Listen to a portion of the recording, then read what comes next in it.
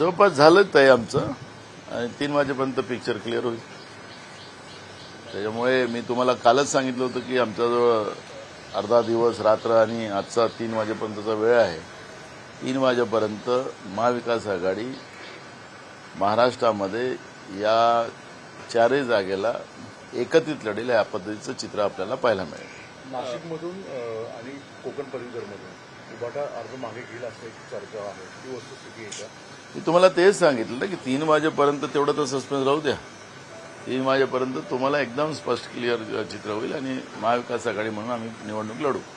संजय राऊत सकाळीच म्हणाले, त्यांनी घोषणा केली पूर्णपणे की कोकण पदवीधरमधून ठाकरे गट माघार घेतोय, मात्र नाशिकमधून काँग्रेस माघार घेणार आहे. संजय राऊत काय बोलले मला माहिती नाही, पण मी तुम्हाला 3 वाजतापर्यंत पिक्चर क्लिअर होईल एवढंच सांगतो. आणि मुंबईमधल्या जागेच्या संदर्भात काय म्हणते, कारण की आपण कपिल पाटील यांच्या उमेदवाराला पाठिंबा दिला आहे, तिकडून अजून स्पष्टता येत नाही. आम्ही अजून मी तुम्हाला सांगितलं की आमची चर्चा चालू आहे आणि म्हणून आम्ही 3 वाजेपर्यंतचा वेळ आम्हाला द्या. 3 वाजेपर्यंत सगळं पिक्चर क्लिअर होईल, कारण की कपिल पाटील हे सुद्धा आमचे सहयोगी राहिलेले आहेत. त्यामुळे आमचा प्रयत्न आहे की कपिल पाटलाच्या उमेदवारांना इथं मदत व्हावी असा आमचा एक प्रयत्न आहे. म्हणून तुम्हाला 3 वाजेपर्यंत हा सगळं पिक्चर क्लिअर होईल अशीच भूमिका मी मांडली. तुमचं दूरध्वनीवर झालं का? कारण काल तुम्ही म्हणलात की बोलणं नाही झालं, फोन संपर्क होत नाही. आता मनाने एकमेकांना आम्ही समजून घेतलेलं आहे, त्यामुळे दूरध्वनी आता मदत नाही टाकायची, आता डायरेक्ट करायचं. राऊत म्हणाले की रात्री चर्चा झालेली आहे आणि अंतिम निर्णय सुद्धा झालेला आहे. नाना पटोले स्वतः या चर्चेमध्ये सहभागी झालेले होते आणि त्यानंतरच आम्ही हा निर्णय घेतलेला. अशी काही चर्चा झाली रात्री? मी तुम्हाला तेच सांगायचं की 3 वाजेपर्यंत पिक्चर क्लिअर होईल आणि महाविकास आघाडी आम्ही एकत्रित लढू एवढंच तुम्हाला सांगतो. आज संघाच्या एका मुखपत्रामध्ये स्पष्ट अजित पवारांना घेण्यावर खूप मोठी टीका केलेली की अजित पवारांना घ्यायची काय गरज होती आणि त्याचा परिणाम सर्वत्र वाईट झालेले आहे. संघाचं भाजप ऐकते कुठं? कशाला संघ त्यांना सल्ला देता? हा प्रश्न आता सगळ्यांच्या समोर निर्माण झालेला आहे. स्मार्ट मीटरच्या मोहीमेबाबत अनेक सर्वसामान्य नागरिक विरोध करत आहे, मात्र सरकारकडून ते बसवले जात आहे. जवळपास 11,000 रुपयाचा खर्च हा स्मार्ट मीटरचा. बघा, केंद्रातल्या एका मंत्र्याचं एक कंपनी आहे आणि आदेशामुळे ते सगळं मंत्र्याचं जे जोडजंतर असतात आणि एक आहेतच त्यांचे मित्र त्यांच्या माध्यमातून, आणि म्हणून या पद्धतीचे स्मार्ट मीटर लावून सर्वसामान्य लोकांना अंधारात ठेवण्याचा जबरदस्ती प्रयत्न राज्याचं सरकार करते आहे. नवीन विद्युत प्रकल्प हे उभे करू शकले नाही आणि नवीन विद्युत प्रकल्प उभे होऊ शकले नाहीत. लोकांच्या गरजा जास्त वाढलेल्या आहेत, त्या पूर्ण करू शकत नाही. शेतकऱ्यांच्या शेतीच्या पंपाला हे विद्युत देऊ शकत नाही आणि म्हणून स्मार्ट मीटरच्या माध्यमातून ज्या पद्धतीनं सर्वसामान्याला अंधारात ठेवण्याचा हा प्रयत्न महाराष्ट्रातलं असंविधानिक आणि भाजपचं सरकार करते, त्याचा आम्ही पण विरोध करतोय. विधानसभेचं अधिवेशन आहे, सरकारला आम्ही जबाब विचारणार आहे की तुम्ही ज्या पद्धतीनं मोबाईल रिचार्जची व्यवस्था, ते सगळे शिकले सवरले लोक असतात, पण गरीब सामान्य माणूस हातावर कमवणाऱ्या खाणाऱ्या माणसाला तुम्ही हे स्मार्ट मीटर लावून त्याला अंधारात ठेवण्याचं जे पाप तुम्ही करताय, या पापाचं फळ यांना भोगावंच लागणार आहे आणि महाराष्ट्रातल्या सत्तेला बाहेर जावंच लागणार आहे. असं चित्र पूर्ण महाराष्ट्रामध्ये जनतेमध्ये मोठा उद्रेक या स्मार्ट मीटरच्या विरोधात आहे. डोंबिवलीमध्ये पुन्हा ब्लास्ट झाला, याआधीही असं प्रकरण घडलं होतं. वारंवार अशा प्रकारचं सर्वसामान्य कुटुंब त्या ठिकाणी अडचणीत आहेत. सुपारीबाज सरकारच्या या सगळ्या पापामुळे हे सगळ्या घटना घडतात आहेत. आम्ही सांगितलं की मागची घटना झाली होती, त्या घटनेमध्ये सुद्धा महाविकास आघाडीच्या सरकारने सूचना दिलेल्या होत्या, त्या उद्योग व्यवस्थेला त्यांनी थांबवायला लावलेलं होतं. पण हे सरकार आल्यानंतर उद्योजकांना मदत करण्याच्या दृष्टिकोनातून चिरीमिरीच्या आधारावर सर्वसामान्य लोकांचा जीव धोक्यात टाकण्याचं काम हे सरकार करते आहे, हे त्याच्यातून स्पष्ट होत आहे. आणि म्हणून मोठ्या प्रमाणात या पद्धतीचे स्फोट होऊन हातावर कमवणाऱ्या खाणाऱ्यांचा जीव जातो आहे आणि सगळे परिवारच्या परिवार उघडे पडताना आपण पाहतो आहे.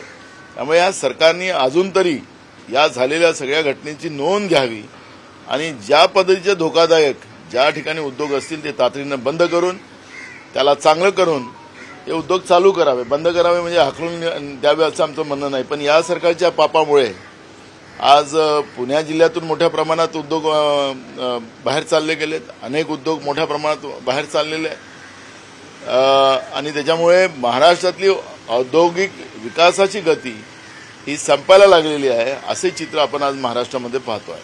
जरांगे पाटील यांचं पण उपोषणाचा आता 5वा दिवस आहे. सरकार फारशी त्यावरती चर्चा करताना दिसत नाही.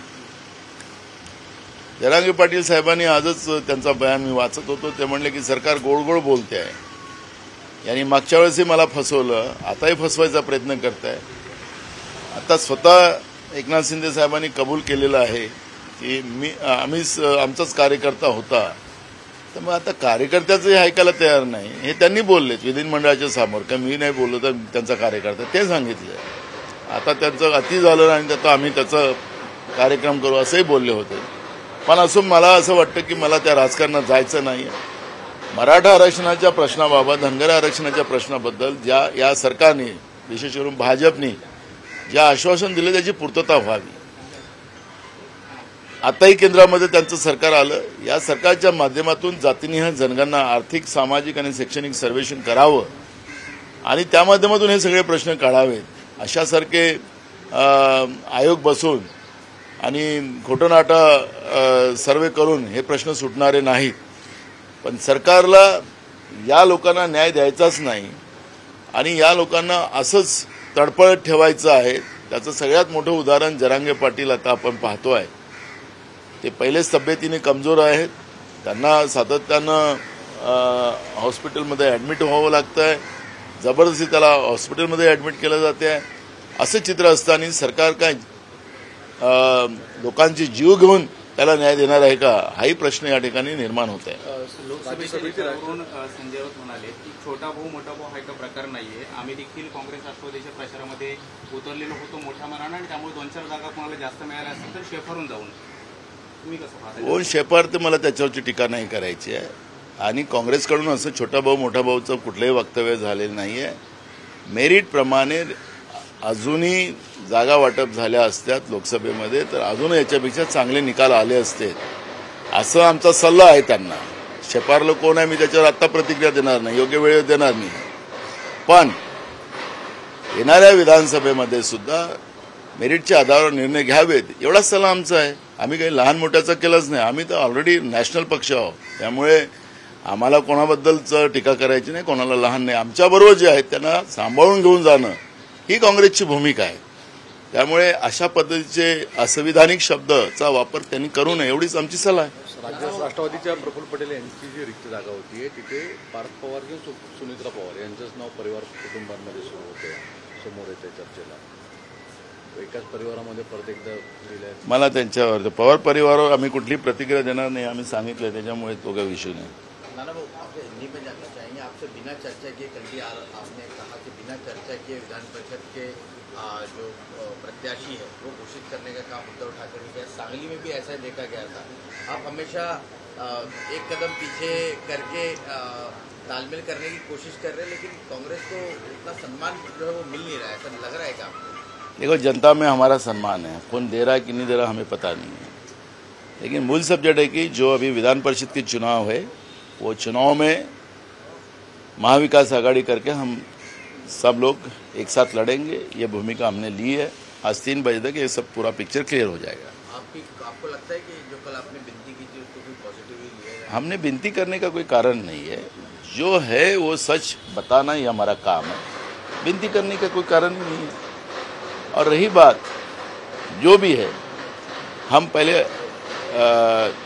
हम चाहते कि हम लोग सामूहिक हर लड़ाई में हम जाए, ये हमारी कोशिश रहती है. लेकिन जो हुआ कल आपने देखा है, लेकिन आज हम लोगों का बात हुआ है. 3 बजे तक पूरा पिक्चर क्लियर होगा.